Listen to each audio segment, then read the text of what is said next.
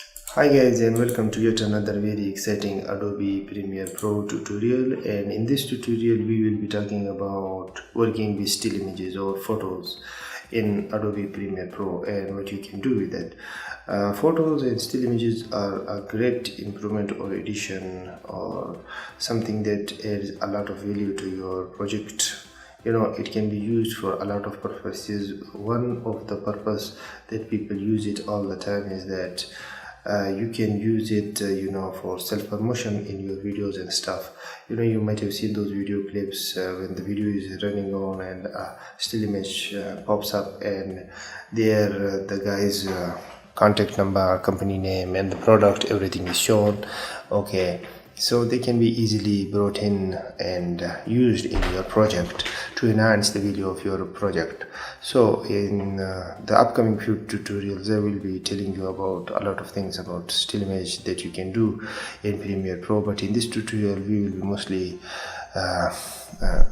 limiting ourselves on how to properly bring them and how to properly place them in your sequence. Okay, so let's get started.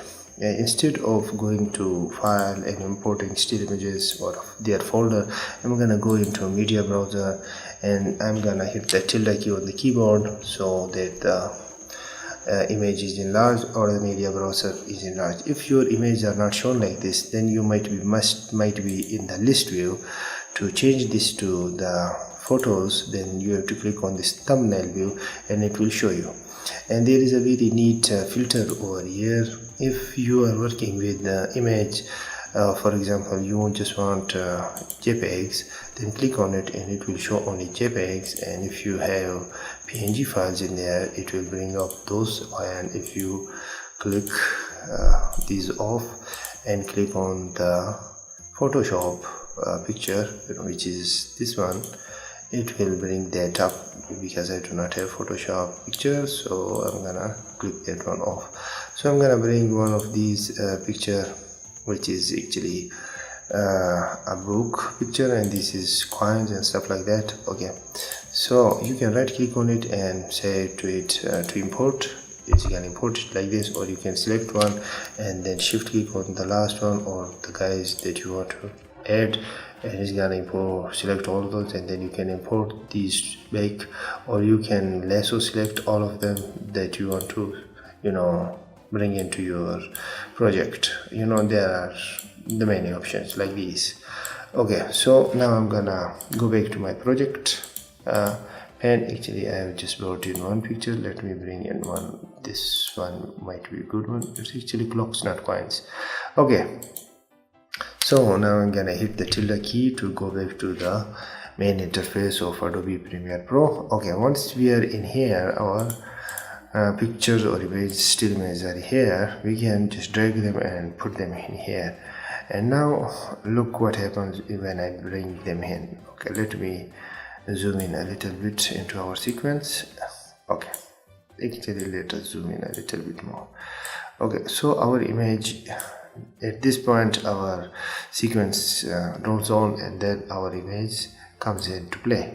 And now as you can see, our image did not look like this in the media browser. If you saw it, this picture is a lot bigger in size or in resolution than the picture that we have, that the resolution or the size or the scale of our sequence. Now if this happens, and if it could happen to video clips also, that their scale does not fit, what you can do is come here and right click on it and go to scale to frame option here and click on it. But before that, let me show you how big this is. Okay, I'm gonna zoom into it by 10% or reduce its size to 10%. It does not fix it. And if you double click on it like this, it shows you the actual size. This is the actual size of the image. Even its upper and lower limits are not shown in the whole picture, but this is the actual size of the image. It's so big, and this is the size of our sequence. Okay, so first of all let me reset my workspace. Okay, now to fix this or make it scale fit to our sequence scale, right click on it and click on this option which says scale to frame size. And now our image has been fit to our, or its scale has been resized to the image, and now the whole picture is shown. Earlier on the whole image was not showing up. Okay, you can of course cancel that if you want to at any time, but I'm gonna click it. Okay, one more thing that I want to mention here is that you see these places where our video clip beneath is showing, and if I disable its display, then you see black places. These black places are not actually dark places, it's actually transparency, and whatever would be underneath your picture or your video clip, it will be show up in here. To fix this, I would tell you this in another tutorial.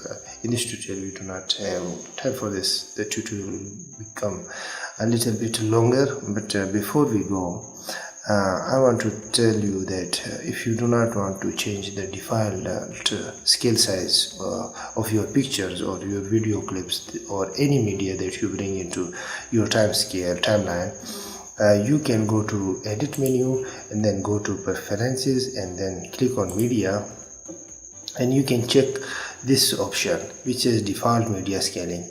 It is set to none at this moment.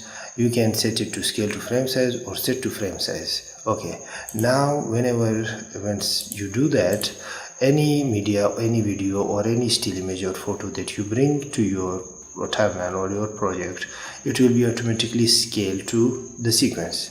This is a good option if you do not want to adjust the scale of every individual photo, but I don't set this actually because I want to have the option to set the scale size or manipulate the scale size individually. The advantage of that is that once it has been set automatically, then once the image has been brought into Adobe Premiere Pro, it loses some of its resolution, and then I cannot go back to its original size or its original resolution. Then I have to work with that a reduced scale. But this type of scaling, which is given here in the timeline, it does not disturb its original scale, and it you can change it at any time you want. Of course, this is a little bit more work than the default option, but this is a better way. So this is how you can bring still images into your timeline and into Adobe Premiere Pro, and how to work with them and how you can use them to overlap some of your video footage or clip. In the next video tutorial, I will be telling you how to fix this transparency area so that the clip beneath it is not showing, and also we will be talking about some of the other things that can be done in or with still images in Adobe Premiere Pro. So with that, I'm gonna say goodbye to you guys now, and I will hope to see you in the next tutorial. Okay, bye for now.